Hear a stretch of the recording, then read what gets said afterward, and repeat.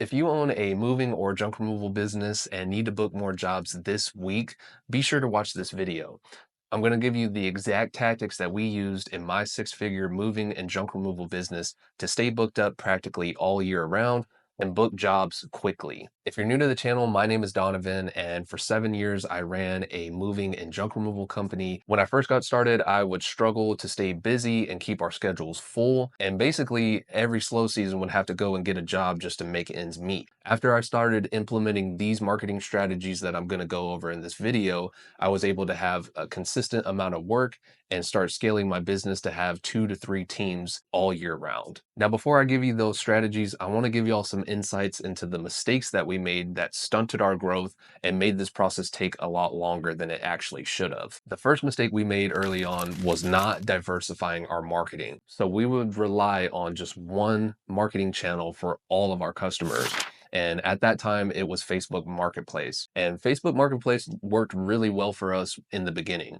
We could make a post and get 2 to 3 leads every single day for moving or junk removal services, and usually book out a full week just off of that one channel. As time went on, Facebook would start taking our posts down as soon as we posted them and basically wiped our business out overnight. We were relying on repeat customers and word of mouth, but we didn't have enough scale to do that effectively. This forced us to look towards other sources for marketing and taught us a valuable lesson about having a well-rounded marketing system that didn't rely on one source. The second mistake that we made was not marketing consistently. So we would market really hard whenever we needed to book our schedules up, but as soon as we were busy and not able to take on more jobs, we would bring that marketing effort back down. And the reason why this is a big mistake is that on average, only 3% of your potential customers are ready to make a buying decision today. So if you're not constantly marketing and staying top of mind, you're missing out on 97% of your potential customers. So whenever we would market really hard for 2 to 3 weeks at a time, we were only really getting 3% of our potential market. The other 97% was 3 to 6 months out from making a purchase decision. And if we didn't have the marketing on at that time, we were missing out on those customers. This would also make us take a big hit during the slow season because we stopped our marketing and we weren't getting in front of as many customers as we needed to. And then we weren't able to have jobs booked for busy season whenever that time came back around. And that kind of leads us into the third mistake that we made, which was not tracking our marketing. And when I was first getting started, I just thought tracking your marketing meant knowing where your leads came from, but it's actually getting a little more granular than that and knowing where the leads came from, how much they converted, and what your return was on that specific marketing source. So when we first got started, we would have all of our marketing channels just go to one phone number, and we had no idea where those leads were actually originating from. As time went on, we got a little smarter with this and started using tracking numbers. So if we were doing yard signs or paid ads, or even just on our business cards, we would have a different phone number for each one. So we not only knew where the leads were coming from, but we also knew which ones were more effective and which ones were converting better. It's not just about, hey, this source got me 10 leads. If none of them convert, that wasn't a good channel. So you need to know both. So now that you know those mistakes, you can make all of these marketing tactics work that much better for your business. So the first marketing strategy that we used to keep our schedules booked up was yard signs. And I still feel like yard signs are underutilized. We like yard signs for two reasons. It not only allows you to get jobs quickly, but it also allows you to brand your business in your local market. We would oftentimes hear from our customers, even if they booked from Facebook or Google, that they see our yard signs all over town. So they were really effective to get jobs and stay top of mind as well. When it comes to yard signs, there's a few things you can do to make them more effective. The first thing is to keep them simple and make them easy to read. When we first started making yard signs, we only put moving and junk removal and a phone number. We didn't even put our logo on them.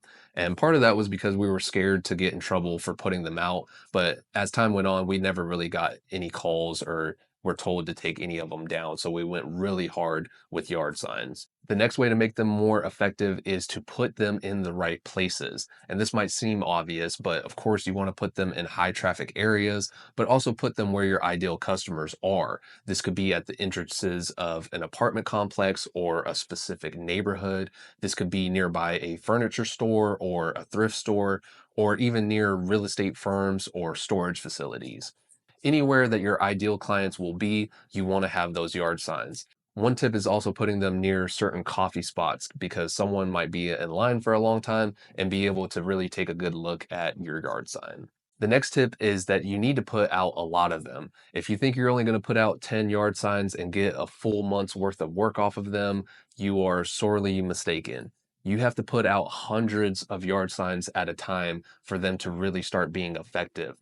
We would try to put out at least 100 yard signs every single month. And honestly, this wasn't enough. We should have done more like 100 a week to really get that effectiveness and saturation from those yard signs. The next tip is to not only put out a lot of them, but to put them out consistently. If you're just putting them up one week here and maybe another month or two later, that's not going to work. You need to put them out at least monthly to really see the benefits. Another tip is to put them out at job sites while you are there. A customer might be able to see your truck and trailer or your guys, and then they can also see a yard sign that has your info. Most customers are okay with letting you leave them there as well, and you can incentivize them for the signs. You can give them a small discount for returning the signs whenever you next service them. I'm going to link down in the description the vendor that we use for yard signs. They had super affordable pricing for them as well as a quick turnaround time. So we were able to get our yard signs within a week and start putting them out and getting jobs quicker. The next marketing tactic that we used was mailers or direct mail. We would basically type out a short letter giving a description of our services and how we could benefit a certain business and mail them out to all of the local businesses in our area. Our rule of thumb with mailers was to keep them short and sweet. We would try to put all of the info that we needed someone to know in 1 to 2 paragraphs. You also want to make sure that you're sending this direct mail to the right people. So not every business is going to be able to benefit off of our services the same way. Realtors, contractors, storage facilities, and furniture stores are all going to be able to benefit off of moving and junk removal services a lot better than, let's say, a restaurant or a bank would. We like to focus on realtors, contractors, storage facilities, and furniture stores for all of our letters. Not only because they needed our services, but their customers needed our services as well. Whenever crafting these letters, we would try to focus as much as we could on the benefits for them utilizing our services more so than the aspects of our services or our business being we're 5-star rated or we have the best prices in town, but more so on how we could best help them. One tip to increase the effectiveness of mailers is to handwrite the envelopes. We would see that we would get higher contact rates if we were handwriting the letters because someone is more likely to open them versus just a piece of spam looking mail. And if possible, address the business owner's name on the envelopes as well to increase the chances of them opening them. If you want to get access to the exact template that we use for our mailers, click the link down below in the description. I'm going to link it in our members area under the resources tab. So the next tactic that we use, which I definitely know was underutilized in our local market, was door hangers. And these would work really well for booking jobs in the future. Most people would be 3 to 6 months out again whenever we would put door hangers.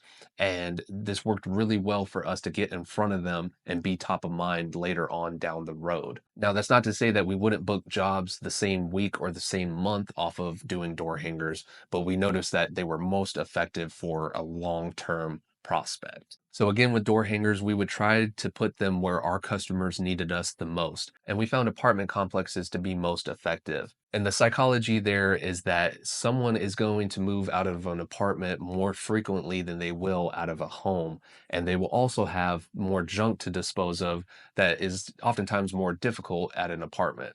They might be upstairs, or they might just have strict rules with what they can dump at that complex. We would keep our flyers super basic. They would just have our logo, the services that we offered, and a way to contact us. So that would either be a phone number or maybe our phone number and our website. Now, you don't only have to focus on apartment complexes. You can also try certain neighborhoods, maybe a senior living facility or a senior living community, or even do local businesses. We just found that apartment complexes work the best for us. The best way to do flyers is if you are already in the area. So if you're already doing a job in a specific spot, just simply put out 5 door hangers to the left of you, 5 door hangers to the right of you. Or if you really have a slow day, what we would do is try to hit more than one complex and put a door hanger at every single door. And I know that might sound like it would take a long time, but honestly, a team of 2 could do that within about an hour per complex. And again, this was a great way for us to get booked out farther in the year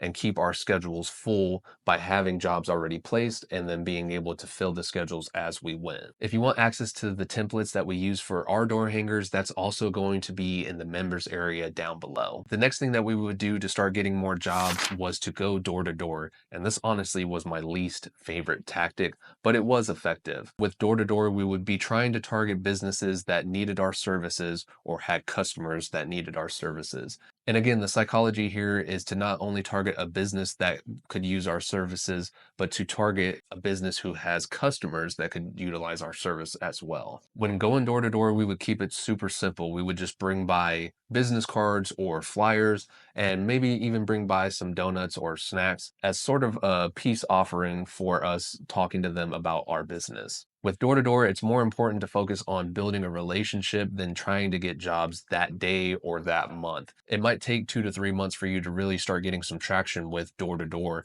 but just like any other marketing source, it's important to stay top of mind frequently and to keep building those relationships. One thing that we would do that worked really well was offer an incentive for those referrals. So we would give them anywhere from a $10 to $50 gift card, depending on the job that they sent us.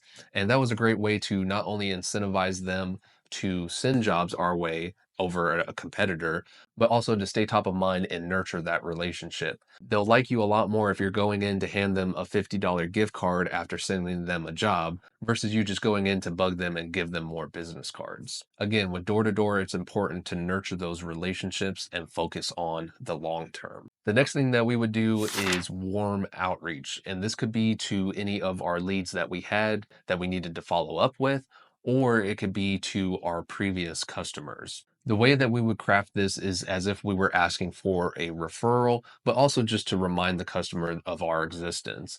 So we would just send them a short text or maybe an email and just let them know, hey, if you know anybody that needs our services and you were satisfied with the way that we did it, please send them our way.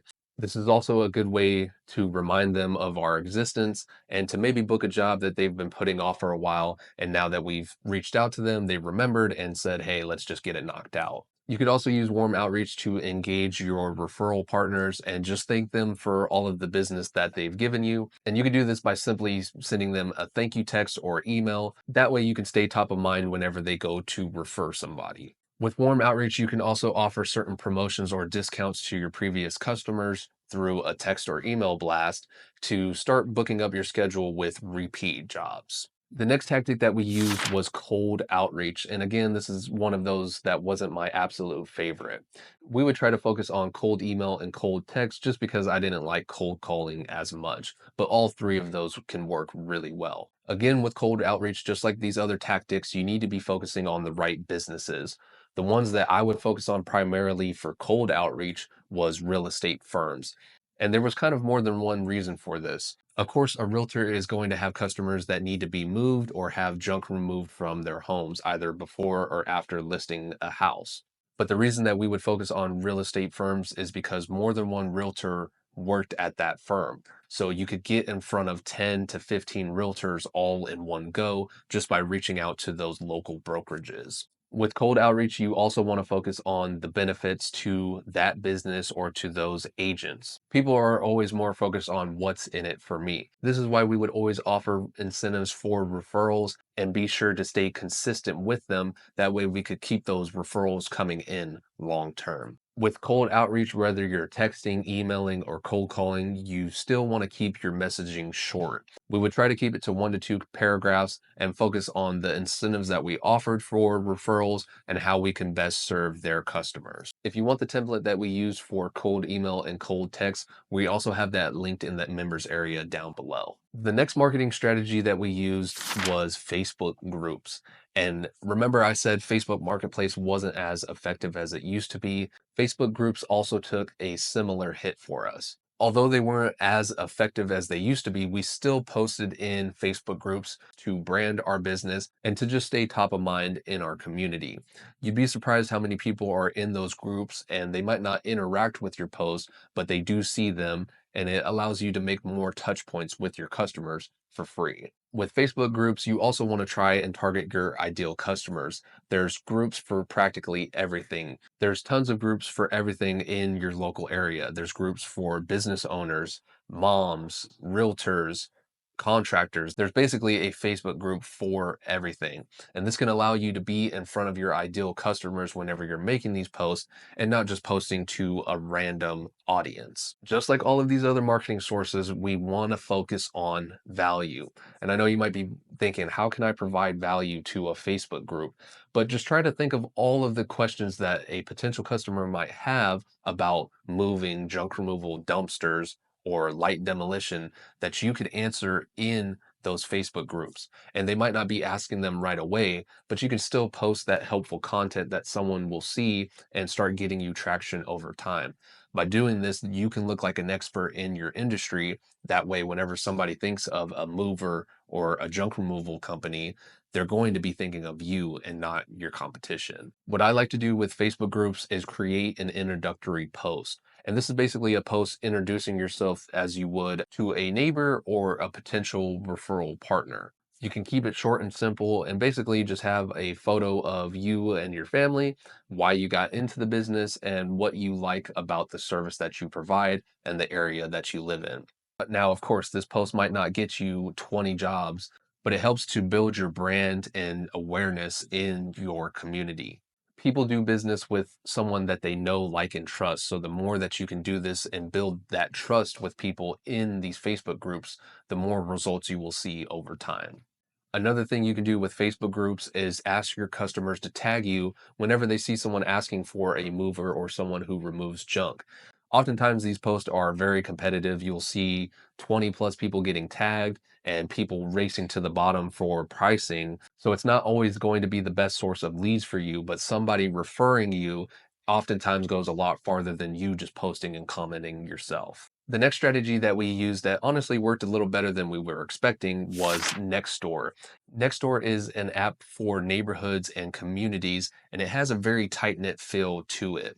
Again, on Nextdoor, you can post an introductory post, show a picture of your family or maybe your team, and explain why you got into the business, services you provide, and really try to convey your passion for providing a great service to your customers. This goes a long way on all social media platforms. With Nextdoor, the best results that you will see is getting testimonials from your customers. We would make posts for our services and get interaction here or there. But if a customer left a testimonial for the services that we provide, those posts would stick longer and get way more interaction than the posts that we were making on our own. Again, with Nextdoor, you want to provide value whenever possible. People ask a lot of questions on Nextdoor. So if you know the answers and they are relevant to the services that you provide, be sure to comment and interact. That way you can stay top of mind for the expert in those industries. If you have customers on Nextdoor, of course, ask them for testimonials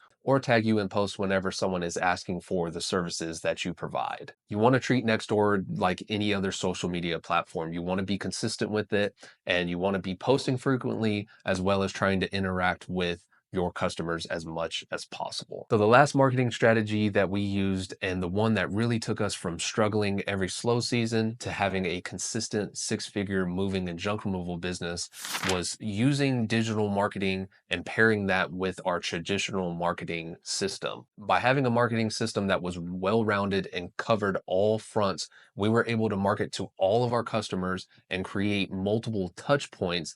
That way, no matter where they were at in the buying journey or where they were looking for our services, we were able to stay top of mind. So if somebody went to Facebook looking for a mover or a junk removal company, or maybe they saw a yard sign in their area, or they asked for a referral from their realtor, we were there. And 9 times out of 10, we would find that customers were looking to Google primarily for our services. This is what kept us the most busy year over year. but we also needed to pair this with all of the other marketing systems. If we tried to use only Google, we would see a decrease in our revenue.